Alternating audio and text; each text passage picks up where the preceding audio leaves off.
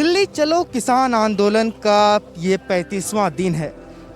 इस वक्त मैं मौजूद हूँ सिंघू बॉर्डर पर, जहाँ पर पिछले 35 दिनों से हर प्रकार का लंगर बांटा जा रहा है, चाहे वो खाना हो, दवाई हो या फिर वो लोग जो कपड़े साफ कर रहे हैं। लेकिन चलिए आज मिलाते हैं आपको उन लोगों से जो टेलर का काम करके जो किसान यहाँ पर आंदोलन कर रहे हैं, उनके फटे हुए कपड़े को सी रहे हैं और जो कपड़े अब काम के नहीं हैं उन पर रिपेयर किया जा रहा है। चलिए आइए आपको मिलाते हैं उन लोगों से जो एक नायाब सेवा किसान आंदोलन में जुड़कर कर रहे हैं।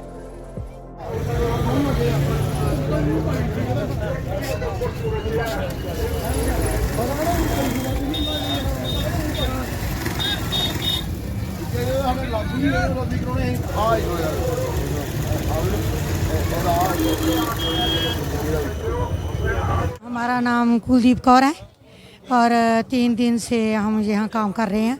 हम मोहाली से हैं और भाई साहब लुधियाना से है। हाँ जी। कब लगा कि अब यहाँ पर इसकी भी ज़रूरत है ताकि जो किसान यहाँ पर आंदोलन कर रहे हैं उन्हें कम से कम इस तरह सेवा मिल सके? हम सारे घूम के देख लिया था, टिकरी बॉर्डर पे भी, इधर भी। और जैसे कि हमारे पास कपड़े कम होते हैं इधर आने के लिए, जब कम होते हैं तो कुछ ना कुछ हो जाता है, कुछ ना कुछ उधर जाता है, जहाँ कुछ भी, जैसे कि कपड़े धोने वाली मशीनें लगी हैं, इसलिए लगी है कि किसान वापस ना जाएं। जब उनकी ज़रूरत होगी तो वापस जाएगा, घर पे वापस जाएगा और उसी रुझेवे में रुझ जाएगा। इसलिए हमने सोचा कि वो वापस ना जाएं, इधर ही उनकी कमी सारी पूरी हो जाए। तो इसी काम की कमी थी कि वो हमने सोचा कि करें। और क्या आपने ऐसा कैंप टिकरी बॉर्डर और गाजीपुर बॉर्डर तरफ भी लगाया या फिर सोचा है कि उधर भी जो किसान हैं उन्हें ये मदद मिल सके? हाँ, सोच रहे हैं उधर भी लगाना चाहिए। तो हम सोच रहे हैं कि हम मशीनें उधर भी लगाएं। मैम ये बताएं कि तकरीबन पिछले 3 दिनों से आपने कितने कपड़े अभी तक ये रिपेयर और स्टिच कर चुके होंगे एक अनुमान के तौर पर? कम से कम 700-800 हो गया होगा। 700-800?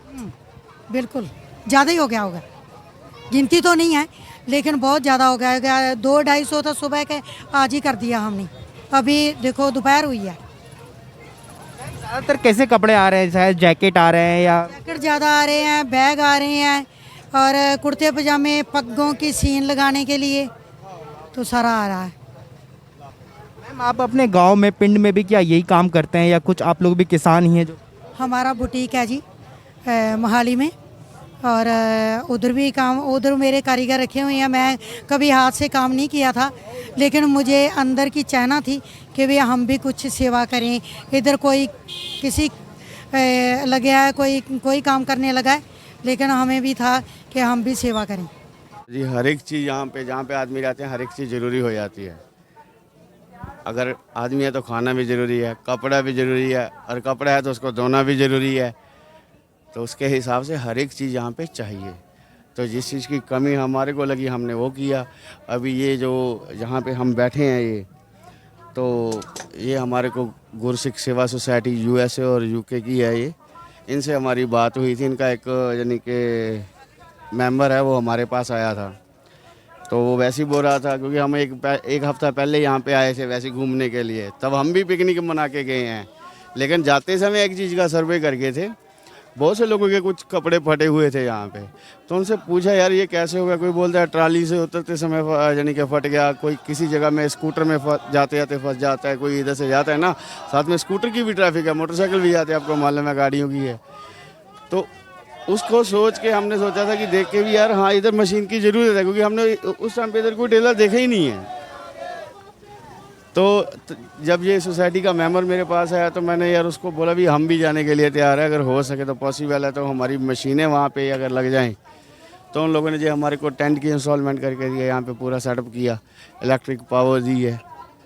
तो अभी हम लोग करे जा रहे हैं, जिससे जितना हो पा रहा है, जितना हमारे से हो पा रहेगा हम करेंगे। सबका ऐसा ही है, जितना हो पा रहा है सब उतना उतना करते ही जा रहे हैं। क्या मालूम है यहीं पे ख़त्म हो, क्या मालूम है घर पे जाएं। तो ये थे दलवीर सिंह, जिनका कहना था कि वो भी पिछले कुछ दिनों पहले आंदोलन में शरीक हुए थे, लेकिन जब उन्हें पता चला कि यहाँ पर जितने भी किसान हैं उनकी हालत खासकर कपड़ों को लेकर अच्छी नहीं है, तो उन्होंने विनती की कि अगर उनके मशीनें सिंघू बॉर्डर पर लग सके तो वो भी यहाँ पर आकर मदद करें, और अब वो यहाँ पर आकर अपनी तरफ से मदद कर रहे हैं। पीयूष कुमार की रिपोर्ट सिंघू बॉर्डर से द हेडलाइंस के लिए।